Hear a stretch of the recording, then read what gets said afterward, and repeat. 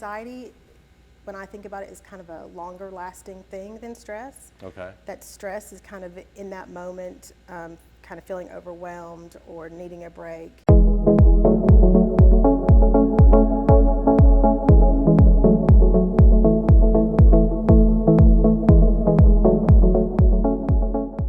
Hi, I'm Owen Poveda with Remax Preferred Properties, and today we have, I'm Heather Willard, and I'm a counselor here in Knoxville. okay, so Heather, you and I go back for too many years. Yeah, long time. Long time. But from the early times that I've known you, I didn't think that you would follow a career path into mental health and counseling and that kind of thing. So how did you get there?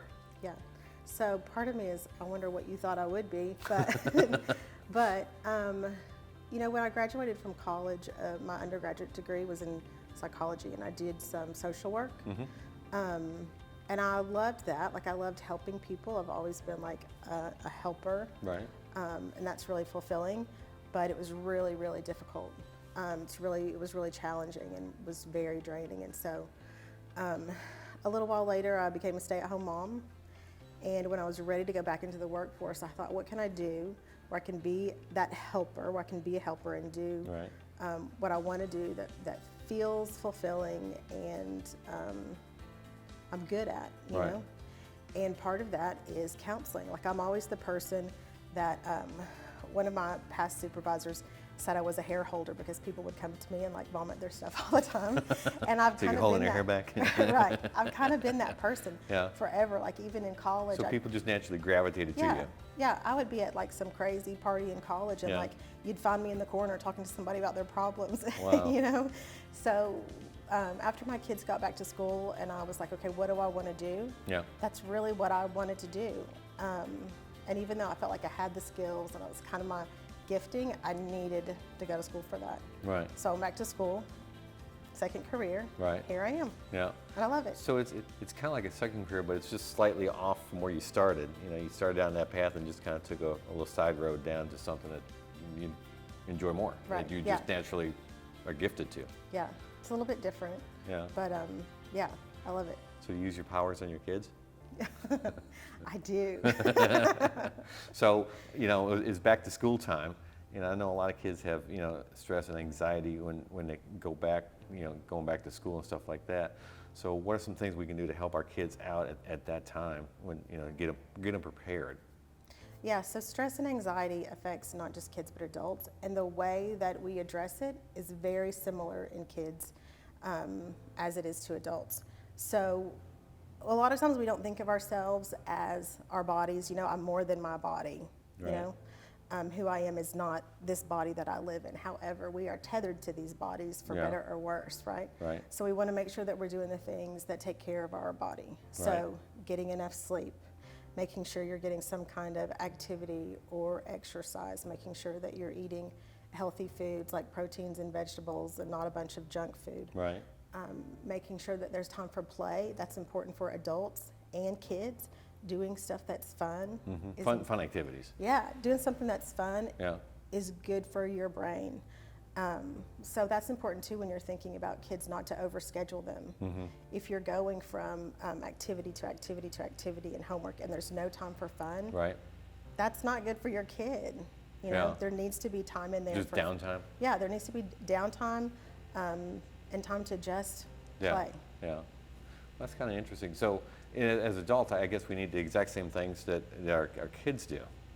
So you said stress and anxiety. How do those things differ? Because I kind of think of them as almost kind of like the same. Yeah, they are very, very similar. Our body kind of responds to stress in the same way as it does for anxiety. Yeah. And I think that anxiety, when I think about it, is kind of a longer lasting thing than stress. Okay. That stress is kind of in that moment, kind of feeling overwhelmed or needing a break. Right. And anxiety usually is more persistent.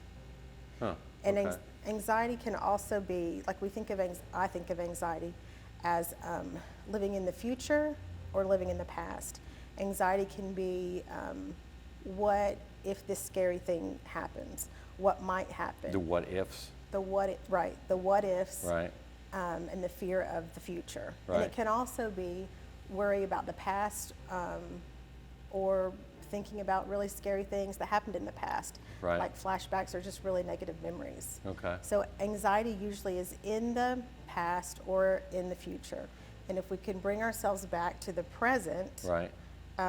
usually that anxiety will subside a little bit. So what are some good techniques or something so you can, if let's say there's something in your past that just keeps reoccurring, how do you pack it back there? You obviously never forget, but you leave it back there so you're not affected by it or it doesn't impact you.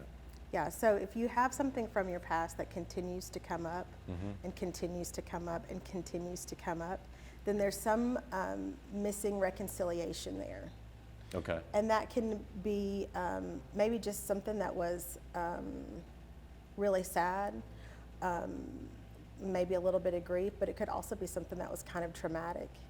And we can make sense of those things in a different way. Right. Or grieve those hard things. Right. And come back to a place where we are reconciled with that memory. In other words, make it okay.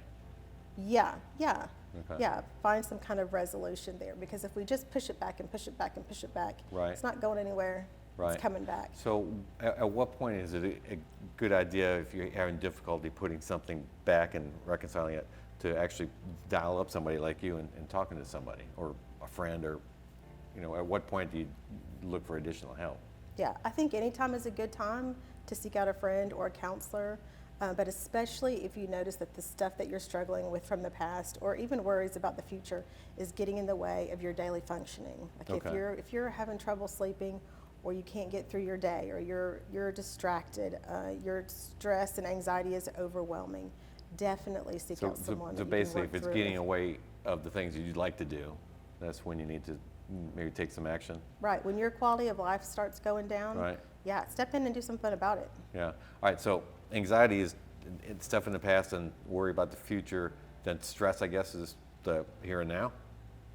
Yeah, generally stress can be in the here and now. Sometimes we have long-lasting stress. For example, recently my mom passed away, and before she did, she was unwell. She had Alzheimer's disease, and so that was a long-lasting stress for me. Right. Making sure that she was being cared for. That's a daily stress. Right, watching Yeah. my mom struggle. So you can have stressors Right. that last a long time, and sometimes those things can develop into depression or anxiety. Right. But a lot of the things that we do to help with stressors are similar things, the same things that we do to help with anxiety. Right.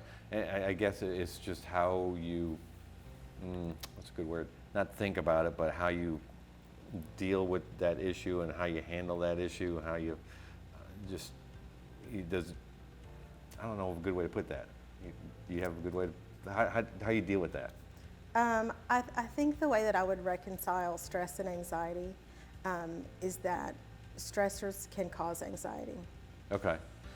I gotcha. Okay. And again, it's the same thing, taking care of yourself, eating right, exercising, and giving yourself downtime.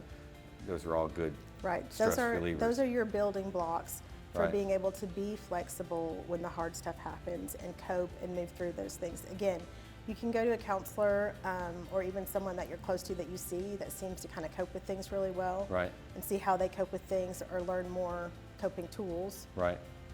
But yeah, that Right. foundation of taking care of yourself and giving yourself space and time, those are the foundational things that are going to help you get through those hard Okay. moments. Okay, very good. Well, Heather, thanks for joining me today. Yeah. I know mental health is something that a lot of people don't like to talk about, but we daily face it, everybody, and it's probably something that needs to be discussed a little further. So we're going to put Heather's contact information at the end of this video, and if you need somebody to talk to, just reach out. All right, thanks.